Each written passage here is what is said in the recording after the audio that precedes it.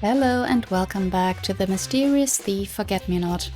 Last time we met our phantom thief and our friends, and this time we should finally be able to get a look at the popular ballet troupe. Twin Bells Theatre of Performing Arts, May 10th, 7:48 p.m. The night of the ballet is finally here, and as I enter the theatre lobby, I find myself in awe at the turnout. Wow, look at this crowd. I don't think I've ever seen the theatre hall like this before. What do you expect from a company that's made a name for themselves across all of Western Europe? I'm glad I managed to snag those tickets with my friend's help. Though now we get to see if the ballet really is as good as people are making it out to be. While Crow in disguise eyes the other guests and our surroundings, I shoot a judging gaze at his outfit. Yeah, I was wondering, it's a disguise. Okay. Your outfit is still ridiculous. You look like a wannabe aesthetic blogger. Very funny. Listen, I told you before that the only way I could come with you was if I wore this. So it's either you watch this ballet alone, or you deal with my get-up for the next few hours.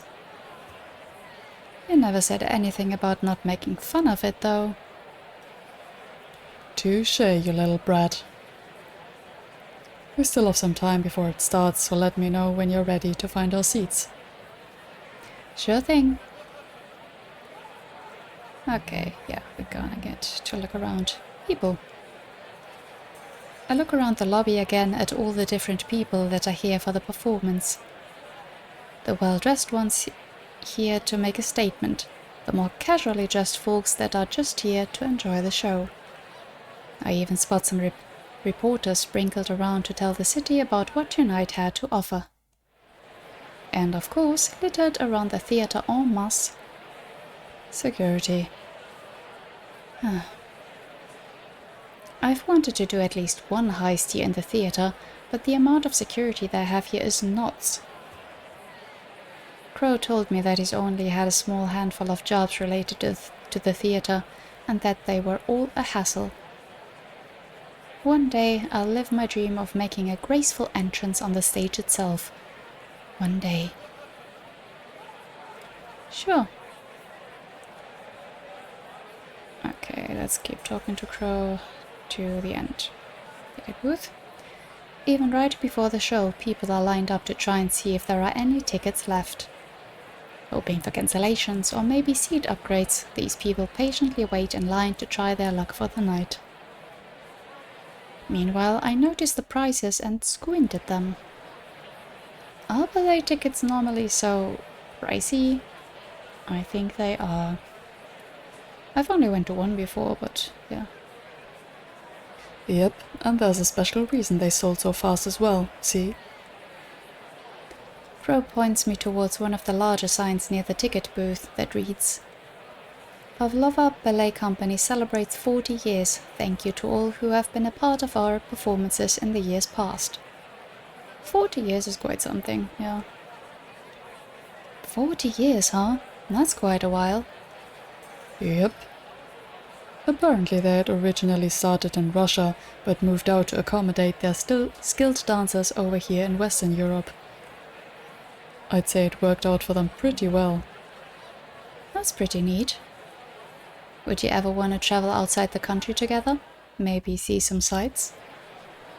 Not a bad plan. Although, are you saying that honestly, or just as a way to make you more popular? Haha, very funny. Who knows? Okay, nothing to the left. Okay. Posters. Scattered all around the lobby are posters, each with the same image printed, advertising tonight's show. The Pavlova Ballet Company presents Swan Lake. Classic. It's simple enough to match the tone of the production, but still eye-catching enough to make you want to stop and stare.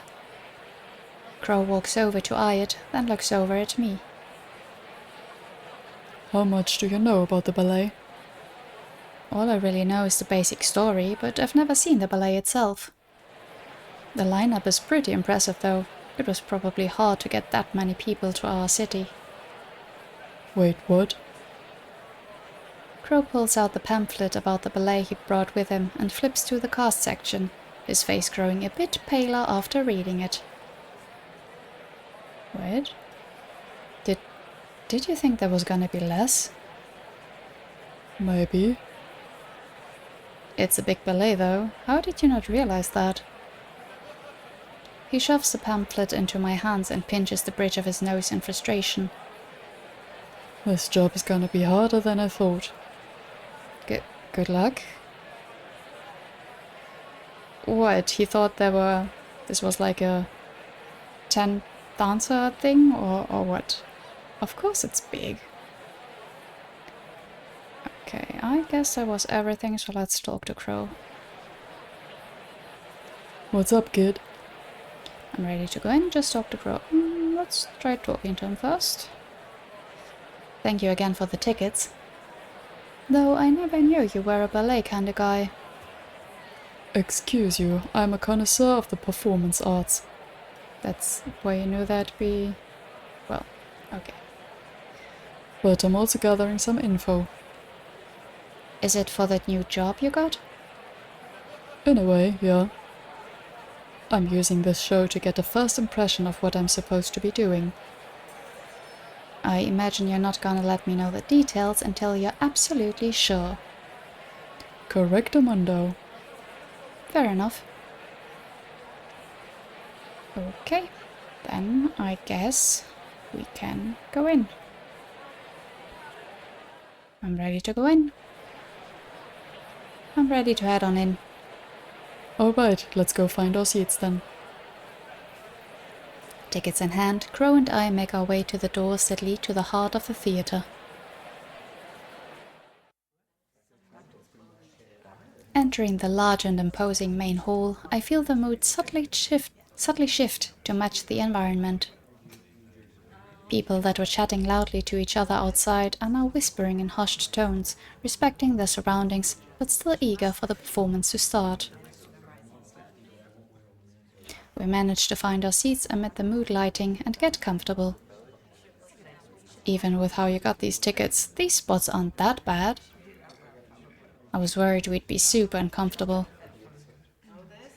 Yeah, not gonna lie, I was expecting to be given crappy seats despite it all. You good from where you are though? We can swap if my seat's better for you. I'm good, thanks. How much longer do we have till the show starts? The list of showtimes outside says we've got another 5 minutes. As if on cue, he stretches his arms for a bit, then slumps down in a seat as far as he can without falling out. So I'm just gonna sit back and get as comfy as I can. Please don't tell me you're gonna sleep through the ballet. Oh come on, who do you take me for? I just know this is gonna be a long boy, so I may as well make sure my ass doesn't fall asleep. A long boy? You heard me. Sure. The connoisseur of performance arts said it, so yeah. Amid our chatting, I notice more and more people walking to their seats. Not long after the last few people sat down, the lights begin to dim until only the stage could be seen in the darkness.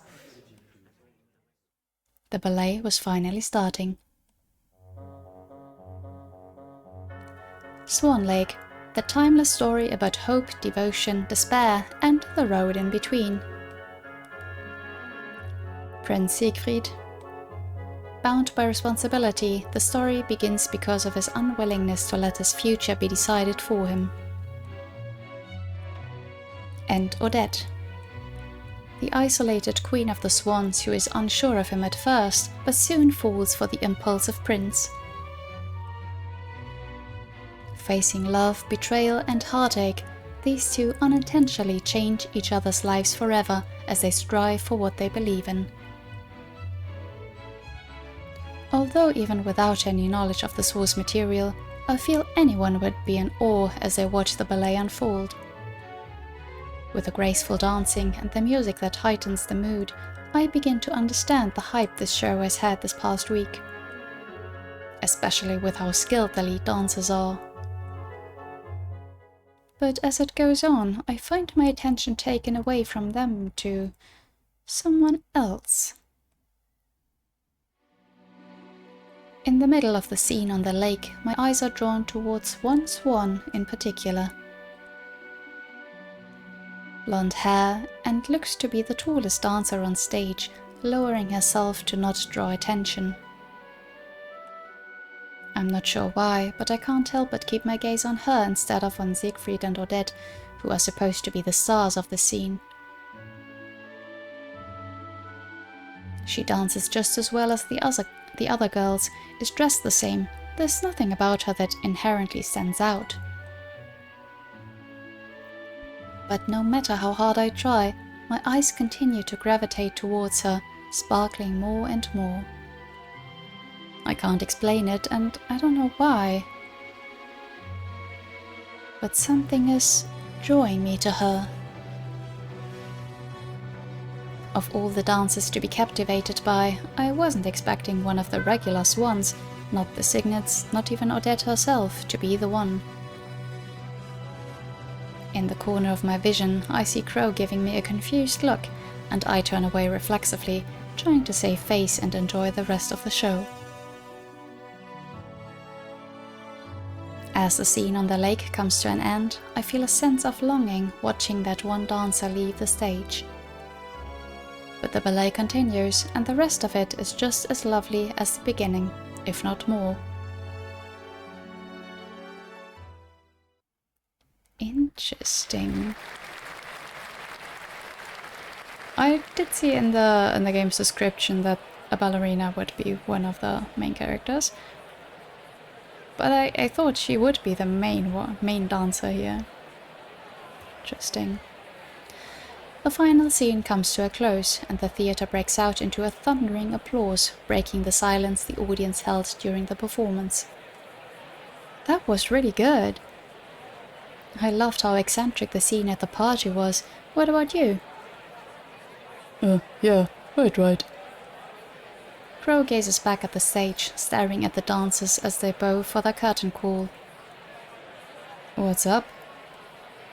The prima ballerina. Why did she change back into her Odile costume? Didn't she just do the final scene as Odette?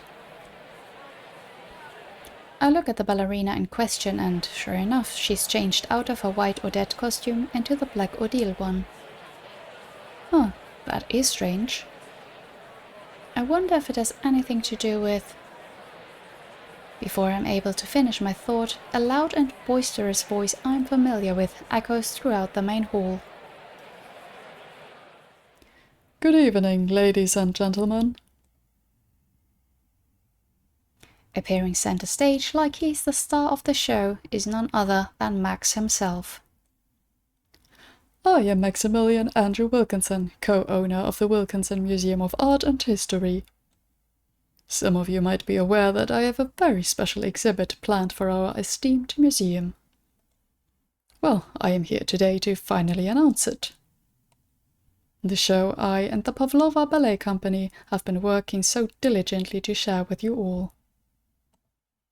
Miss Volkov, if you would please. On cue, the prima that Crow and I were staring at just moments before stands next to Max with proud poise. The exhibit will feature the history of the Pavlova Company, as well as famous ballets and pieces inspired by them in general. But the main attraction, the centerpiece to the entire show, is the pride of the Pavlova Ballet Company. The Black Swan. He motions towards the jewel hanging proudly around the prima's neck as the audience murmurs and oohs in awe. This exhibit will be the first time in the company's history that the Black Swan will ever be available for the public to see up close. It is an honor for our humble museum to have the pleasure of displaying this beautiful ruby and the history it carries. The exhibit will formally open next week, but we'll have a special inaugural show on the evening of the 14th. I wish for you all to visit once it is open to the public. As if on cue, a small flock of reporters appear from the crowd, with security quickly catching up to them so they stay far enough from the stage. Mr. Wilkinson, what of the thief forget-me-not? That jewel perfectly fits their M.O. Just going right in? Okay. Motioning security to pause for one moment, Max clears his throat and responds. Of course I'm aware of the damn thief. They've plagued our museum for over 3 years. And you know what I say to that coward? Try and steal it if you dare. This time I'll be the one to put you behind bars for good. Just you watch. The reporters are thrown into a frantic frenzy with that line, as security struggles to push them out into the lobby as to not disturb the audience. After things have finally calmed down, Crow and I make our way back to the lobby, ready to go home after the night we had. Man, the press doesn't know when to give up, huh? I almost feel bad for security, having to wrangle them like sheep. Especially when some of them try to break out of it to interview the ballerinas. Well, despite all that hassle, it was a pretty good show, huh? It was. Thank you again for inviting me out here. No problem, kid. Let's head back home now. Oh, can I actually make a quick stop before we leave? I turn my attention to the western hallway where the bathroom sign points. Sure, take your time. I'll go grab myself something to drink then. I'm feeling a little parched. Alright, we'll meet up near the concession stand. On cue, the two of us go separate ways as I make my way towards the western hallway. I walk up and down the western hall, feverishly looking for wherever these bathrooms are supposed to be. Don't you hate it when things are not, when signs are not sufficient? Oh, I can't believe the main bathrooms had such a huge lineup. And where the heck are these other bathrooms that person talked about?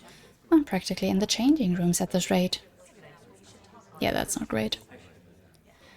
Amid my annoyed marching, I happen to hear a familiar voice arguing in a room next to me. Do not worry, my plan is foolproof. I still refuse. What's going on here? What's going on in here? I sneak up to where the voices are coming from, peeking into the room through the crack in the door. In there, I see Max with 2 older gentlemen. One I recognize as the man who played the role of Rothbard on stage just moments ago. And surprisingly, the Chief of Police himself, Inspector Harrison. Try to reconsider. Absolutely not. I refuse to let my niece and the other dancers be put in peril due to this young man's desire for justice. Mr. Durov, I can assure you the dancers, your niece included, will have no harm done to them. Because I'm not letting you go through with this ridiculous idea. Abram, please, be reasonable. Amid their arguing, Chief Inspector Harrison, the imposing, mustachioed man who had been standing by idly this whole time, speaks up. I think Mr. Wilkinson's idea is genius. With the help of the dancers, there's no way the thief will even lay a finger on them or the jewel. I swear my badge on it. I lean against the wall, deep in thought at what I just heard. Seems like Maxi Boy's got some sort of plan to counter me, knowing I'll probably go after the jewel. Sounds like fun. I can't wait to... As I begin walking away from the door, not watching where I'm going, I accidentally bump into someone in the hall. Classic. Sorry, I didn't see... The person I bump into turns around, and I feel my heart skip a beat, realizing who it was. I don't know whether it was super lucky or super unlucky, but out of everyone it ended up being that one dancer I couldn't keep my eyes off of just a moment ago. I'm sorry, I didn't see you there. I feel my face turn red as I tried desperately to keep my composure. No, it was my fault. I wasn't watching where I was going and, God, I'm so stupid. Learn to speak. She doesn't say a word and just stares at me for a moment before tilting her head in confusion. Sorry to ask you, but do you work here? I thought only staff members could come this far back. I look around where we're standing and, sure enough, spot a sign nearby that reads Staff and Performers Only further down. Staff and Performers Only further down. Ah, dang it. I scratched the back of my neck sheepishly as I turned to look back at her. I know this is gonna sound really unbelievable, but I get lost looking for the bathroom. The main one had a huge line, and one of the staff members told me there was another one down here, so... She lets out a small giggle and responds. Isn't that the other bathroom right behind you? I turn around to look at where she's pointing, and right there I see a gender-neutral bathroom sign tucked in the corner. I'm so upset right now. I walked up and down this hall like 3 times. This building is quite confusing, isn't it? I got lost a couple of times myself. Her cute giggling makes me feel a little sheepish as I play with my ponytail before turning back to her. Thanks for the help. And sorry for, bumping into you and all. No worries. Our chatting is interrupted by the yelling in the room I just eavesdropped moments ago, getting louder and louder. Absolutely not. That sounds like... I think I need to go see what's going on in there. Take care. You too. And just like that, she walks off and knocks on the door, being let in by one of the men inside.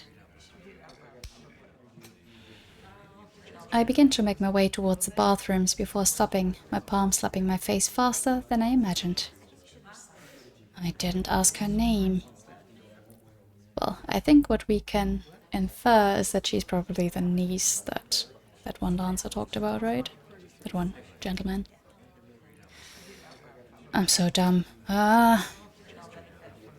Dejected, I continue making my way to the bathroom, which turned into a mini walk of shame. A little while later, I make it back to the lobby, spotting Crow giving me a look from where he's seated. Where the hell were you? I get lost looking for the bathroom. You getting lost? Who are you and what have you done with the real Desiree? Listen, I'm not in the theatre as much as the museum, alright? A deep sigh escapes Crow, adjusting his shades as he gets up from his seat. Oh, come on, let's go home then. Okay. Oh, wait, there's something I need to tell you too. Let's walk and talk then. Okay, so while I was looking for the bathroom, the two of us finally exit the theatre and make our way back to the little attic we call home. Ready and willing to start brainstorming our ideas for Forget-Me-Not's next heist. On the night of the exhibit's launch, I shall steal the Black Swan. Forget-Me-Not. Of course.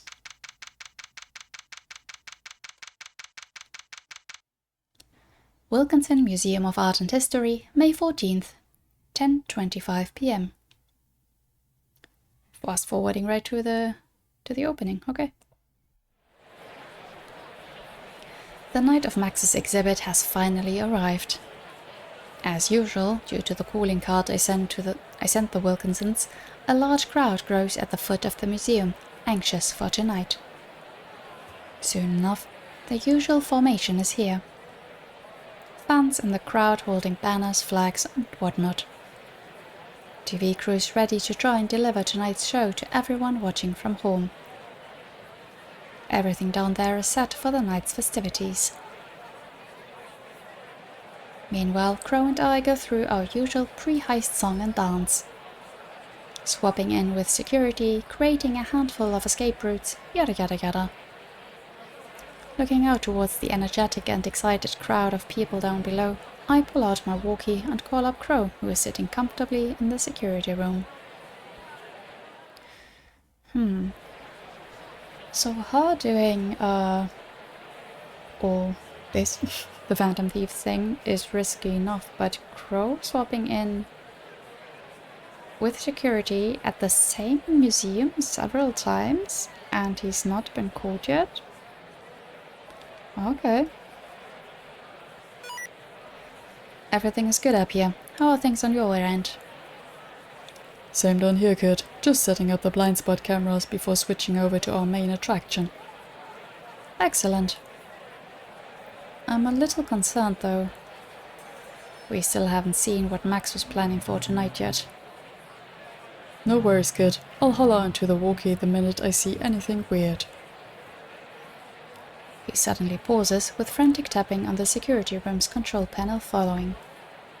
What the fu— Kid, look down below! Confused, I look below into the main hall as Crow told me to. And my eyes grow wide upon seeing what is going on down there. What? Looking down into the room below me, I'm greeted by the most unusual sight I've ever seen. Inside the hall, scattered about in several groups, were the dancers from the ballet, all dressed elegantly. But more bizarre than the sudden traffic of people in what normally should be an empty hall at this time of night was the curious accessory practically every dancer seemed to have hanging around their necks. Black swans? And they don't even match all of those dresses. Why do they all have black swans? I can hear Crow clicking his tongue angrily on the other end. Max must have prepared a bunch of fakes to throw us off, the bastard. Not a bad plan, actually. So this is what he was talking about when I eavesdropped on him. Not bad. Not bad at all. This is not the time to be impressed. Crow's angry voice shoots out from my walkie, a ringing left in my ears as a result. Sorry. What are we gonna do about this, though? I'm not sure. We should just survey the situation until we get a good grasp on what's going on. Ending our conversation, I bring my attention back to the room down below.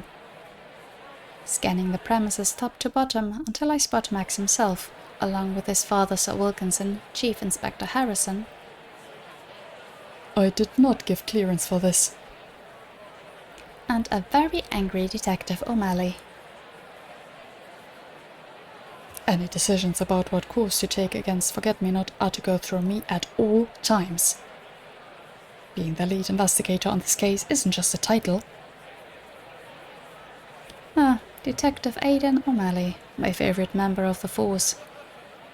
Just as I said, they're the lead detective on my case, and have been since the day I started my thievery over 3 years ago. If there's anyone who knows how I work the best, it's them. They're my perfect rival. Detective, detective, detective. See, this is exactly why we kept this plan from you. It never would have come to fruition had you been involved. Because this idea is idiotic. What were you thinking, putting all these dancers at risk? Oh, come now. It's been over 3 years and the thief hasn't hurt anyone. It'll be fine. You can't assume that. Try to use that damn head of yours from time to time. Sometimes I wonder what the precinct would be like if everyone was as level-headed as our friendly detective.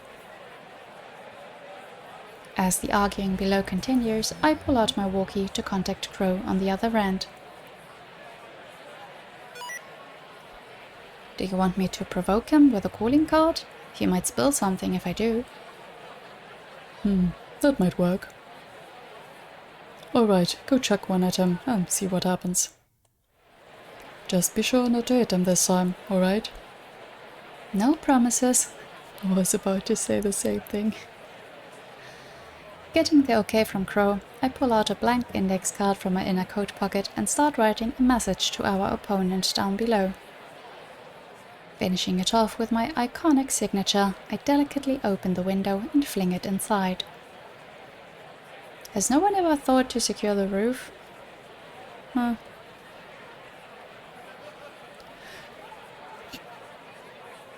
Okay, that skipped without me, that wasn't me. Detective, please. Swiftly landing right by his feet, my impromptu calling card manages to spook him enough to make him jump out of the way. What the hell? This thing could have hit me. And it's a damn shame it didn't. Wow, shots fired. Ignoring the detective's snide remark, Max leans over to see what appeared out of nowhere and almost hit him. Oh, it's from the thief. Everyone in the hall turns to Max upon hearing those words as he picks up the card from the floor. Let's see. To the bratty co-owner whose voice is more prominent than he is. Hey! Had to throw one in there, didn't you? Couldn't resist. Max clears his throat and continues reading, ignoring my introductory statement. I was aware you had something planned for tonight, but you truly shocked me by inviting the entire ballet to take part in tonight's affair. I assume having them all adorned with a black swan has some sort of meaning, considering your love of games. So it is only fair that the one to orchestrate this should explain it. I'd appreciate it if you could do just that. Signed, Forget-Me-Not. Upon reading my calling card in full, he waves it around with a smug look on his face. Did you all hear that? The thief has finally managed to be outdone. My, what an honor it is to be the reason behind such a feat.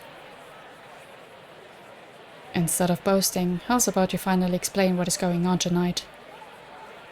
I'm also tired of being kept in the dark. Oh, fine, fine. It's only fair.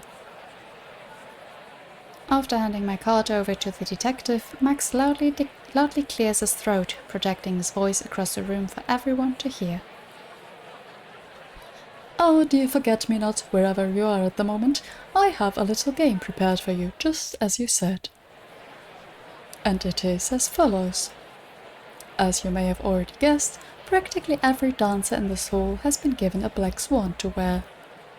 Naturally, only one of these is the real one. If you manage to figure out which lovely dancer has the real jewel, then I concede defeat for tonight. But rest assured, I've made sure that you will never... How would you put it? Find the Odette among the Odiles. He finishes off his declaration with a loud, boastful laugh that echoes around the main hall. Well, I have a hunch. But we'll see. So that's the game you want to play, huh? Well, fine then. I do love a good mystery. I pull out another index card and quickly scribble my response to his challenge, chucking it down below like before.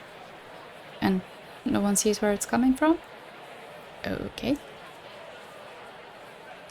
It lands close to Max again, though not spooking him this time, who picks it up and quickly reads it to himself. I see. Hey, wait a moment. Clearly too annoyed to care at this point, Detective O'Malley swipes the card out of Max's hand and reads it aloud for everyone to hear. Very well, I accept your challenge. Although you are incorrect in the language you chose for tonight's affair. Considering the aforementioned jewel that is my target for tonight, it is only fair to say that I will be searching for the Odile among the Odettes. Signed, Forget-Me-Not. Detective O'Malley delicately tucks the card into their front pocket, then turns to address the officers scattered around the hall. Listen up. You all heard the thief's declaration, and we're going to make sure it doesn't come to fruition. I want an officer next to each group of dancers immediately. Understood? Sir, yes, sir. Having received their orders, the officers begin to disperse themselves around the room, making sure to be a good distance from each group of dancers. You didn't have to push me. And you. You and your father are going to be under the direct supervision of myself and Inspector Harrison. Any objections, Maximilian? No, sir, not at all, sir. Good. That's our detective. The walkie at my hip beeps, with Crow's exasperated voice on the other end. What have you gotten us into this time, kid? Hey, not my fault Maxie wanted to play a game tonight. I'm just giving him what he wants. We'll still come out on top. Even without being next to him, I can still tell Crow's just shaking his head at me. I swear, you've become more eccentric with each heist we do. I think that makes sense. But fine, let's play this game of his. I knew you'd come around. Let's work together so we can wipe that smug look off his face. I look back down towards the hall, ready to start playing Max's little game of the night. I hear the walkie at my hip beep and answer it while scanning the area. One quick thing before you start, kiddo. See all the security guards that are standing next to the groups of dancers? Sure do. A little birdie let me in on what frequency they're using for their mics and earpieces, so we can use them to eavesdrop on our guests down below. I also got my hands on a list with any notable people and all the dancers that were given jewels. So not all the dancers were given jewels? Correct. Guess Max didn't want to spend too much on this little game of his. Makes it a bit easier for me, though. Thanks, Crow. No problemo, kid. I have some info on the jewel that might help you along, so call me when you want to hear it. And if you're ever feeling stuck, I'll give you some pointers. Got it. Okay, fun. So we can check clues or talk to Crow, but let's look around first. Prima Ballerinas group. I turn my attention to the quartet of dancers near the west wall of the exhibit room. And in that little posse, I immediately recognize the young couple as the lead dancers of the ballet. Skimming through the list of names, I learned that they are Magdalena Volkov and Damian Petrov. Chatting away with the lead stars are Anya Murkovic, the shortest one, and Natalia Ross, who is standing taller than the rest of their group. Hey Magda, a little birdie told me you know who has the real jewel. What? No way, you do? For someone who was told to keep quiet, you sure are running your mouth. Ouch. Miss Volkov is living up to her name, I see. Oh, shush, Ned. But fine, I do know. The director convinced Mr. Wilkinson to let me pick who has the jewel. Oh, interesting. That makes sense. It is your turn to wear it, after all. So, any hints as to who has it? Absolutely not. You're the most protective of that jewel out of anyone in the company. If you're not the one holding it, then who is? Come on, Magda. Inquisitive minds want to know. If I give you a hint, will you stop bugging me about this? Maybe. Fine. I gave it to someone who stands out so I could see them from here.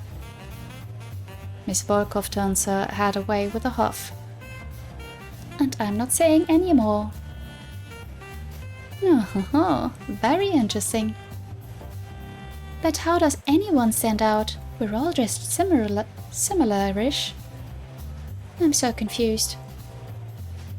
Straining her brow, Miss Markovich starts fiddling with the jewel hanging around her neck. Miss Volkov, on the other hand, snaps at her the moment she sees this. Anya, would you quit doing that? Startled, Miss Markovich quickly takes her hand off the jewel and hides it sheepishly behind her back. Sorry. I swear, no matter what it is or what it is, you always have to fiddle with something. You need to treat your jewelry carefully, fake or not. You never change, do you, Anya? So, Anya Markovich has a tendency to fiddle with things. I'll write that down for later. Does that help us? Okay, sure. So, a far-off group? I look around the room until I spot a group of dancers off by themselves near the farthest wall. Matching their faces to the list of names, I learn that the group holds Brianna Riddle, Jacob Lambert, Anne-Marie Febron, and Tia Murdoch respectively. Hey Brianna, what have you been looking at on that phone of yours for so long? Been scrolling through Squeaker to learn more about this thief of ours. Didn't expect them to be this popular though. The tag's been trending for the past 2 hours. Let me see. Miss Fabron leans past Mr. Lambert, trying to get a better look at Miss Riddle's social media feed. Dang, look at these squeaks. A lot of people must be head over heels for that thief. Some of these are pretty funny too. Like, I wish I was in there. FMN, if you read this, I'm your biggest fan. Ooh, and this one. OMG, do you think they'll have to Princess carry one of the dancers out? How did you do that with your mom? You know what, never mind. Cute. But that's impressive. Guess they're more than just some glorified magician. I feel offended by that remark. Miss Riddle stuffs her phone back into her purse, replacing her constant scrolling with an annoyed tapping of her right heel. I opened up Squeaker to distract myself from this, but it's just making me more stressed. I wish we knew who had the dang jewel.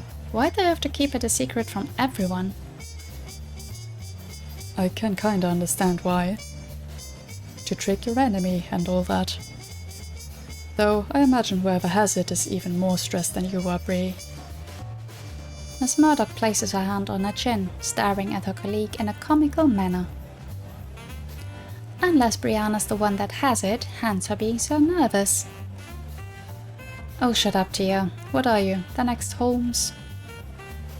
They all just laugh it off, making the mood upbeat once more. You know, even though Tia was kidding, I could believe you had the real deal, Brie. Huh? Why? You're one of the most trustworthy members of the company, not to mention just in general. Everyone can rely on you easily, and you're nice to boot. I can attest to that. You, Irina, Adriana, and Alex are the most trustworthy out of all of us. If I had to choose who had the jewel, it'd be you or them. What? In the midst of Mr. Lambert and Miss Fabron's flattery, Miss Murdoch lets out a laugh at seeing her friend's face turn bright red. Come on, you two, you're gonna make Brianna faint with all this. Look at her, she's turning into a beetroot. Tia, shut up. The group playfully laughs together, seeing Miss Riddle so embarrassed. Meanwhile, I'm writing down the info I've gleaned from their conversation. It might seem minor, but trustworthiness could be a good thing to consider in finding out who was given the real jewel. Gotta consider everything, after all. True. Okay. Let's just go left to right. Other group of dancers. Right in the middle of the hall is a trio of dancers chatting amongst themselves.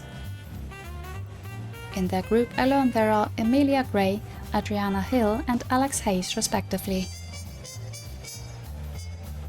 Hey, do you think that Max guy would let me keep this? If it was one of the fakes, I mean. You know these are supposed to be fakes of that jewel. I don't mean with the swan, I mean just the jewel itself. Even if it isn't the genuine one, it's still so pretty to look at. I wonder how they managed to get so many like it.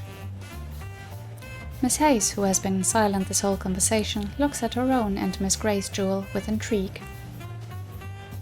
They probably used garnets for the fake jewels. I read online that they're often used to impersonate rubies, since they're the closest in color. Makes sense, though I'm surprised you studied up on that. Did you do that because of the heist? Yeah, I wanted to learn about how fake jewels were made and what that Max guy might come up with. You know, sometimes they use colored glass instead as fakes. It's honestly kind of a cool read. Now you've piqued my interest. Share some with me when we're back at the hotel later. While Miss Hill and Miss Hayes chat with each other, I can see Miss Gray looking fondly at her jewel. As she looks back up to rejoin the conversation, she tilts her head in confusion while looking at her fellow dancers. Hey Adri, I think your jewel's a little dirty. Miss Hill abruptly stops talking to look at her own jewel in confusion. Is it? I haven't touched it at all though. Though yours does look brighter than mine. And mine too. That's weird. Miss Hayes takes the time to look around the room, staring at her fellow dancers and the jewels hanging proudly around their necks. From what I can see, there's only 3 of us that have jewels that bright. Magdalena, Irina, and you, Em. You all have the brightest jewels. Wait, so does that mean I could have the real one? Maybe. If not, then you got one of the prettier fakes at least. Oh man, I feel really conflicted now. Only a handful of the jewels are bright. That means they're the most likely candidates of being the real deal. Poor Miss Gray though, part of me hopes she doesn't have the real one now. Okay. So, Aiden and co. I look back down towards Max and his group, hoping to see if he'll let anything slip. In their little group, I can see 2 different conversations going on at the moment. Detective O'Malley dealing with Max, and the Chief talking to Sir Wilkinson. Which conversation should I eavesdrop?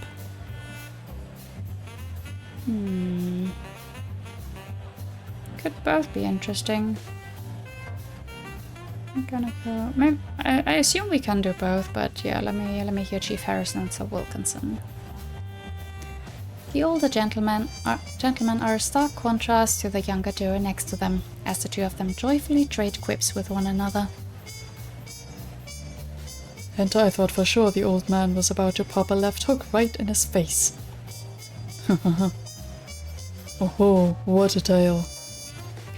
Amid their chatter, Sir Wilkinson looks around the hall, eyeing all the jewels hanging around the dancers' necks with intrigue.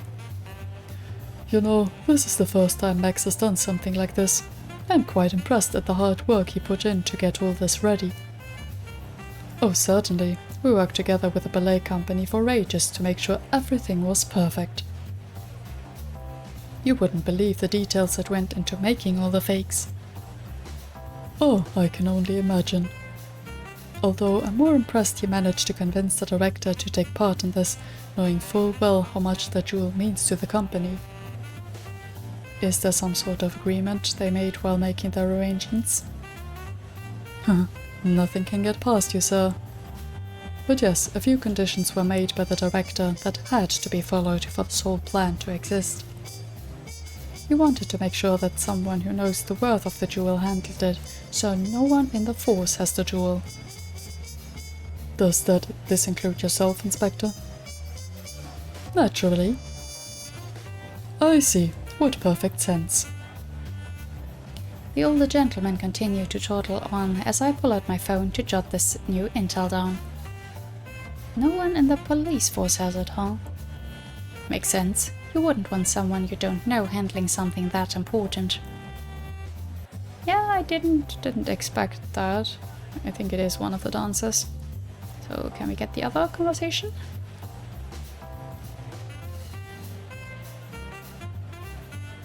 Okay, Detective O'Malley and Maximilian. I look over to our friendly detective, who is currently having to deal with Max going on about his genius plot. And while it was difficult to persuade Mr. Durov, it was worth it in the end. Even you can agree that the thief won't have their way so easily this time. But as Max drones on, Detective O'Malley isn't paying them any mind, simply surveying the surroundings and keeping as many tabs on the floor as they can. They then turn back to Max. Since this is your idea, I imagine you know who has the jewel. Of course I do. Who do you think I am, detective? With the jewel's current location, I can keep an eye on it quite easily from where we are. From where he is, huh? It's probably somewhere close by then. You can keep an eye on it, huh? The detective simply stares, deep in thought, and eyeing him up and down, before responding. Show me your pockets. Huh? Well, do you assume I have the jewel on me? How absurd. I would never stoop to something as low as making this whole game only to have it on me. If you're so innocent, then you won't mind if I conduct a search to make sure. I refuse. Why, if you so much as look at my coat pockets, I'll... Yes, detective, right away, detective. Without any hesitation, Detective O'Malley starts their formal search, checking every pocket and patting down areas he could have hidden the jewel as thoroughly as they are able to at the moment. At the end of it all, however, they turn out empty-handed, left with just an angry Max. See, I told you. I don't have the jewel. Now apologize. For doing my job? For not trusting me.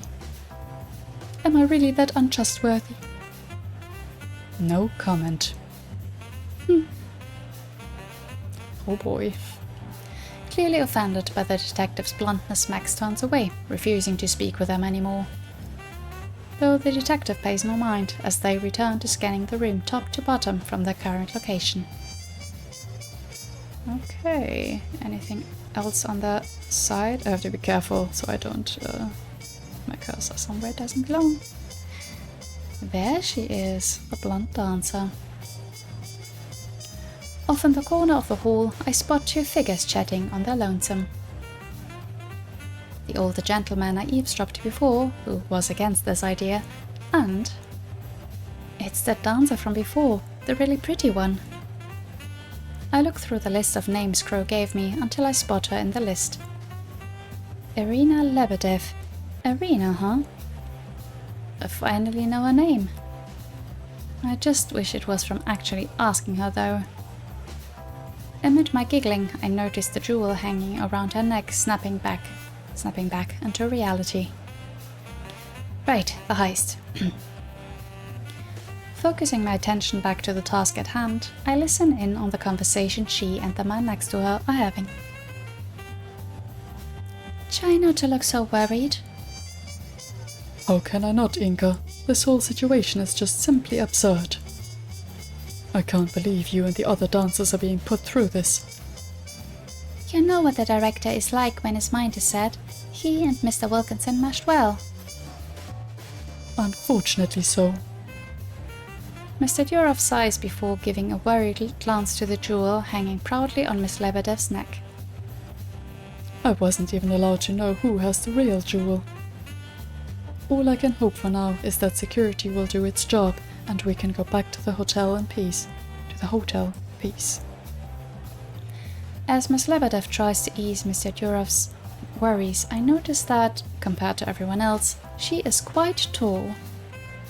Even without focusing, I can pick her out from the rest because of her height, And without using my binoculars too.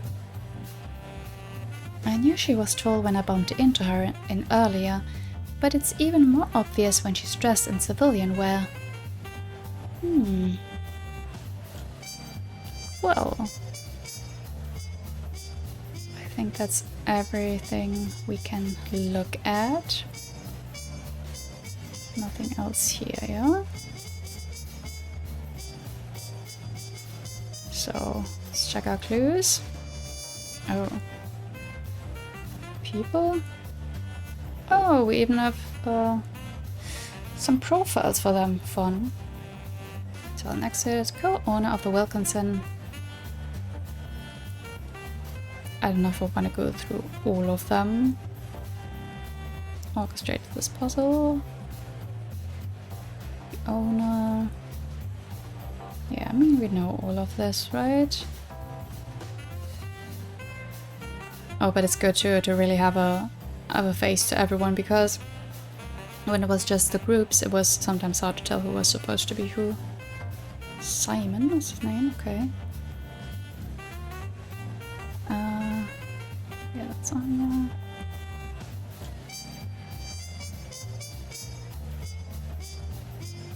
there. Alex, part of the 4 swans, okay. Part of the 2 swans. I'm not so well versed in Swan Lake. She appears to be the tallest of the dancers in attendance, so easy to spot, which was one of the clues. That's the Dark Mage. Okay. Colchester. Okay. Clues. The jewel was given to someone who stands out in some way. Brianna, Irina, Adriana and Alex are considered the most trustworthy. Maximilian doesn't have the jewel. Maximilian can keep an eye on it from where he is. The police force doesn't have the jewel. Magda, Emilia and Irina have the brightest jewels. So, Irina is mentioned twice directly, and then with the standing out, we also have that. Oh, that's fun. Okay, so that we don't miss anything, we have our, like, objectives, basically. Well, I would assume it is Irina. And he can see... Well, he has his back turned to her now, but does that really matter? Like, at least it's not someone in the far-off group, so... Well, let's talk to Crow. What's up, kid? What do you want help with? The jewel's appearance, the jewel's history, what to do now. I assume we can go through all of them, so let's go top to bottom. The jewel's appearance. Can you tell me what the real jewel looks like? Sure thing. I pull up the reference image Crow sent me as he begins to explain. The Black Swan is a genuine ruby, so it's a deep, bright red in color. Maximilian most likely got garnets to act as fake ones, so the difference will be harder to spot from where you are. How fitting. I bet they tried to make it fit perfectly with the ordeal costume. What about that swan on the outside? That little guy holding our prize is made of sterling silver.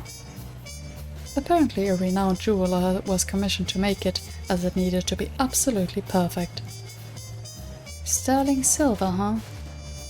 I imagine that thing needs to be cleaned a lot. Talk about high maintenance. Yeah, I don't want to think about it. That would point more to one of them who told them that it was dirty. Alex? That's all the info on how it looks. Anything else? Or something else. The jewel's history. Why not? Could you tell me about the jewel's history? Something this special has gotta have some kind of story behind it. It sure does, though it's a bit depressing. Depressing? Good comfy, this one's a doozy. Crow soon started to explain in detail. In the company's infancy, there was a certain prima ballerina.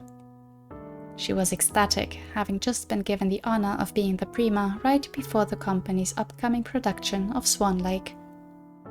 But it wasn't the Odette role that she was so excited about, but the short role of Odile instead. The Black Swan, the fake Odette that the evil Rotbart uses to trick Prince Siegfried near the end of the story. This was her favorite scene in the whole ballet. In her words, she described the Black Swan as confident and beautiful, something she wished to be. Overjoyed, she practiced tirelessly day in and out, hoping to perfect her role for her debut performance. As a personal gift for reaching the status of prima ballerina, she gathered all her money to commission a jewel for herself. The very jewel we're after, the Black Swan, which she nicknamed Odile. The night of the ballet came, and everyone was ready to make the production the most memorable one yet. But right in the middle of her beloved Odile performance, she fainted on stage. She had overworked herself heavily and passed away in the hospital a day later. Oh. Man, you weren't kidding about it being depressing. But if it was something she made for herself, then how come it was worn at the show? That's because of the director at the time. Heartbroken by what happened. He made it so that every prima ballerina after would wear the Black Swan while playing the role of Odile. I don't know about that. That sounds more like a curse or something, you know? Hoping to keep her memory alive and honor it as well. Okay, sure. That's really sweet. And yet Maxi here is using it to toy with me. Makes me want to punch him again. Darn kid, we've got a job to do. Fair enough. How old is the Black Swan anyways? If it was made that long ago, it must be pretty old. The jewel itself is about 25 years old, and it's been taken care of incredibly well in those years. But considering the materials and its history, it needs to be handled with care. Alright. Anything else, kid? Yeah. What to do now? Any tips on what I should do now? Oh, I see you've got some juicy intel on you. The more specific info will help you narrow your guesses down even further. Try to compare that info with any clues you get to see if you have a match. Or maybe even a polar opposite if you find one. Got it. Anything else, kid? I'm done. That's all I need. Thanks, Crow. No problemo, kid. Good luck. Okay, we can deduce now. Interesting. Okay, I don't think any of that will get us any new info, like they all have tick marks, so...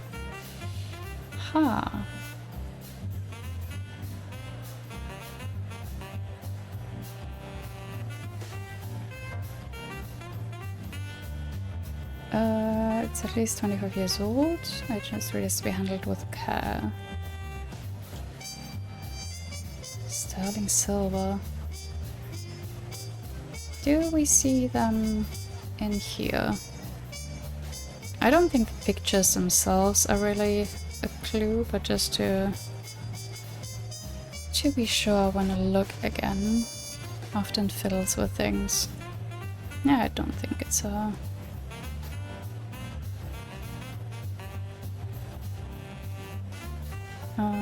Alex had the one that was a little quote-unquote dirty.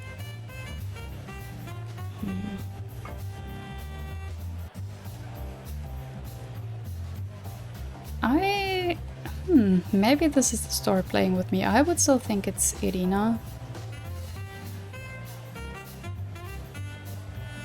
But maybe it could be... wait, okay, the brightest, Magda, Emilia, Irina. And the most trustworthy ones, Brianna, Irina, Adriana, and Alex. And he can see them, so...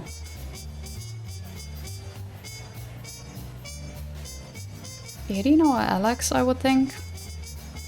Possibly. But let's see how this deduction goes. I think I have enough information to make a deduction.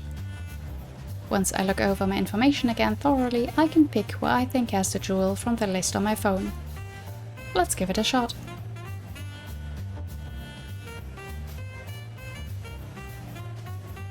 Okay.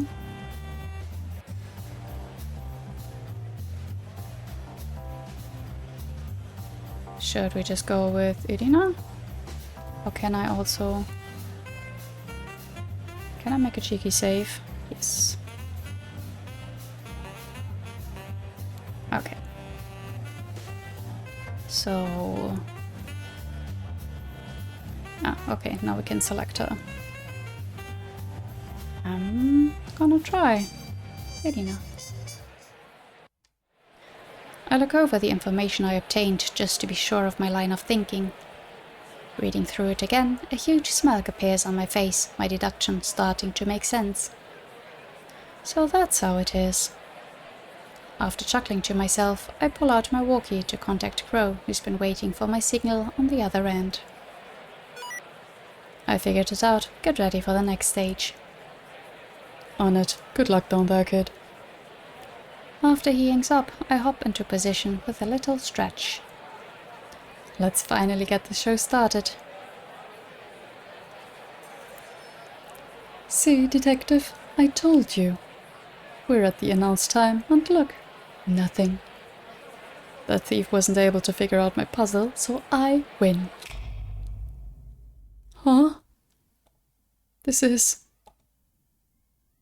The sudden darkness causes all in attendance to stop their conversations, looking at each other with worry in their eyes. While the dancers whisper to each other, unfamiliar with the situation, everyone else immediately springs into action. It's the thief. It's the thief. All officers, don't move a muscle from your positions. Yes, sir. Where are you going to show up this time, thief? Giving the detective a little tap on their shoulder, their face turns pale, realizing where I am. Why, right here, of course, detective. My apologies for the delay, my dear guests in and outside the museum. Welcome to my show tonight. Unable to hold on their excitement, the crowd outside the museum screams in joy at my long-awaited arrival. Forget me not! Forget me not!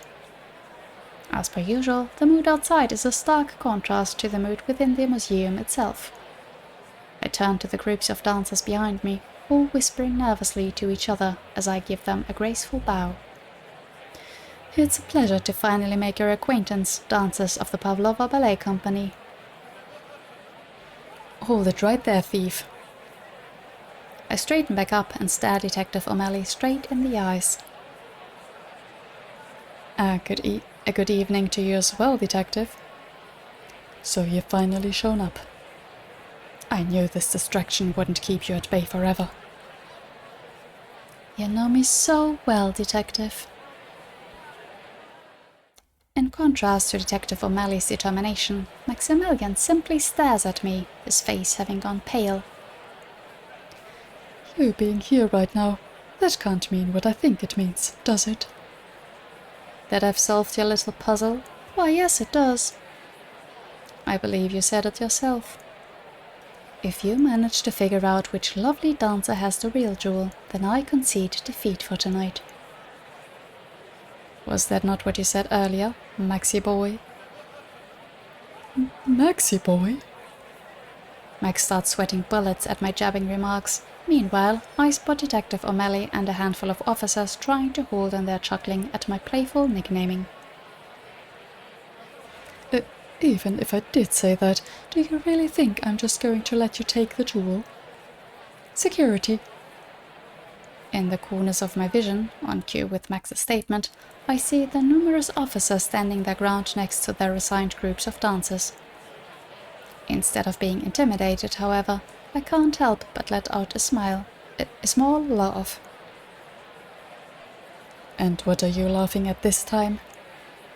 You can't possibly be thinking about succeeding, are you? You seem quite confident, detective. We simply learned from your little trick last time, so both the breaker and any other light sources have been secured. Even then, the jewel is on a person this time. Which makes it impossible to take the jewel off of them in a timely manner, is what you're saying, correct? You're right. This is so foreign to me. I don't know if I'll do it. I comically tug at my collar, gazing around the room with a sad look on my face. It's so stuffy in here too. Must be because of all the people. Let's fix that, shall we? Wait, what are you... Before Detective O'Malley can react, I pull out a remote from my pocket and push it. Soon after, the fans and vents in the room start blowing harder, creating a strong wind that circles the room. And also reveals... What is this? Feathers? The whole room becomes engulfed with countless feathers, detaching themselves from their hiding spot on the walls. Amidst the chaos of the sudden swarm, I start running over to my target, with my walkie in one hand giving orders to Crow. Stage 2 is go. On it. Stuffing my walkie back into my pocket, I make it to my target and quickly ring one of my arms around their waist. What are you? I suggest you hang on tight. As the officers notice me making my move, I pull out my grappling hook and aim it at the ceiling above me. Ah! Zipping at top speed back up to the roof, I spot the detective pushing through the feathers to the nearest employee stairwell. Forget me not.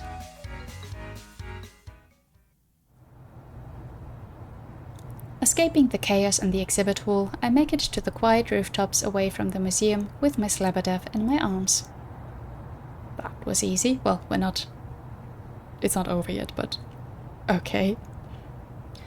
As I try to put my grappling hook away, my grip on her hip slips, causing her to fall out of my arms.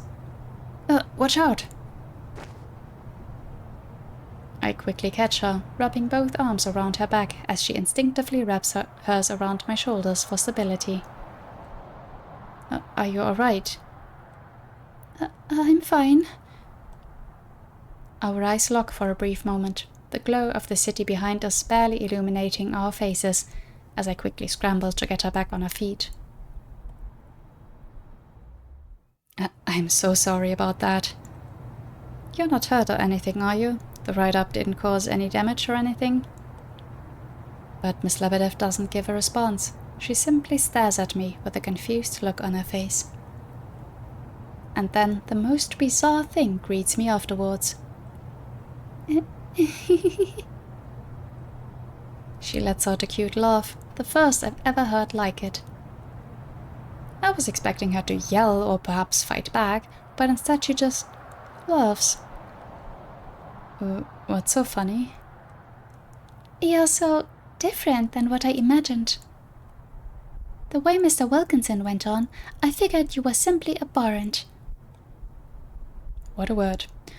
I fight off the part of me that wants to curl up into an embarrassed ball at seeing my crush laughing so adorably to give her a response. Oh please, Max doesn't know a thing about me. If you really wanted to know what I'm like, you're much better off asking Detective O'Malley. They practically know me like the back of their hand. I see. As much as I want to continue this idle chatter, I remember my task at hand and clear my throat to address Miss Lebedev directly. Miss Lebedev, I assume you realize why I whisked you out of the exhibit hall? So, let me be blunt. You hold the real Black Swan, don't you? She delicately holds the jewel in her hands, staring at it for a brief moment before looking back at me with firm resolve. I suppose there's no point in hiding it. You're correct. I do. I wonder if we could have chosen any of the other ones, or if that would have given us a, I need to think about this again or something. Maybe. But how did you figure it out? It's quite simple, actually. I overheard Miss Volkov and Max both state they could easily keep an eye on the jewel from where they are. You're the tallest one of your peers down below, making you stand out among the others even in formal wear. Plus, the jewel you hold is one of the brightest out of all of them, a feature that's reflective of the jewel's authenticity. I can see the surprised look that's appeared on her face as she takes it all in. But isn't that too little information to make a conclusion out of? Oh, of course, but that's why there's more.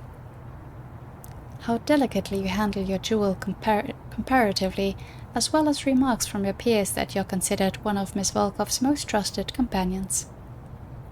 The former facts could be considered coincidence, but combined with the latter, it points at you being the true holder of the jewel. Does that help shed some light on my reasoning?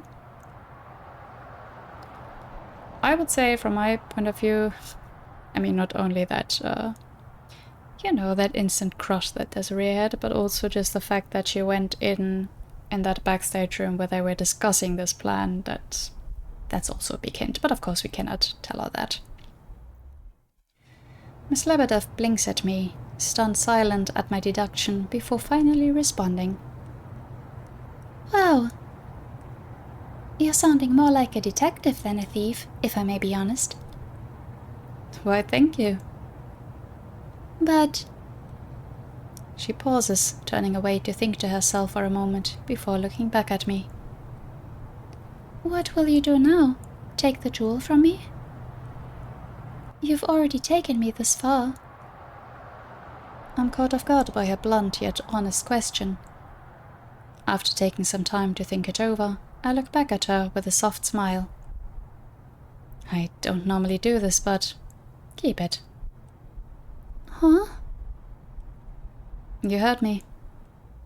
I've already proven myself to the detective and put on a wonderful show for my audience. I have no more need for the jewel.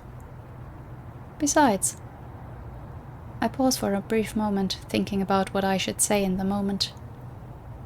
Try to say something cool or don't.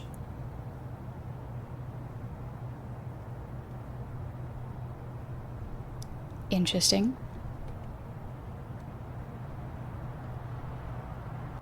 Well, what is the something cool, and if we don't, do we still say something or do we just keep quiet? I would think Desiree is the type to try and say something cool, so yeah. The jewel suits a beautiful swan such as yourself perfectly. My hand flies up to slap my face faster than it ever has, immediately regretting my attempt at flirting. Oh, come on, that wasn't that bad. That was the dumbest thing I've ever said in my life. Really, then I think you're good. You're quite adorable for being a charming thief. I can feel my face turning the brightest red, barely unable to process the kind words she said about me. Off in the distance behind us, I can hear a familiar voice interrupting our heartwarming moment. Forget-me-not. Stop where you are and unhand Miss Lebedev. They never fail to catch up to me, huh? Turning back around to my guest, I give her a graceful bow and a wink. I hope you have a good night, Miss Lebedev. Farewell. Before our friendly detective can catch up to me, I start making my escape further down the line of rooftops to reconvene with my partner, who is waiting patiently for me. What took you so long, kid? Hey, where's the jewel? I'll explain back home. For now, let's book it before the detective catches up. Got it. Let's jam. The two of us climb down from the rooftops and hop into our getaway vehicle, ready to take the long way back to the attic to lose any cops on our tail. All the while, I can't help gazing back from time to time, thinking about the moment I shared with the woman that captured my eyes and my thoughts during the ballet.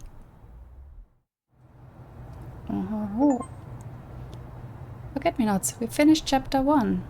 Oh, okay, then I think I'm going to leave it here for today, before we start on the next chapter. Okay, fun.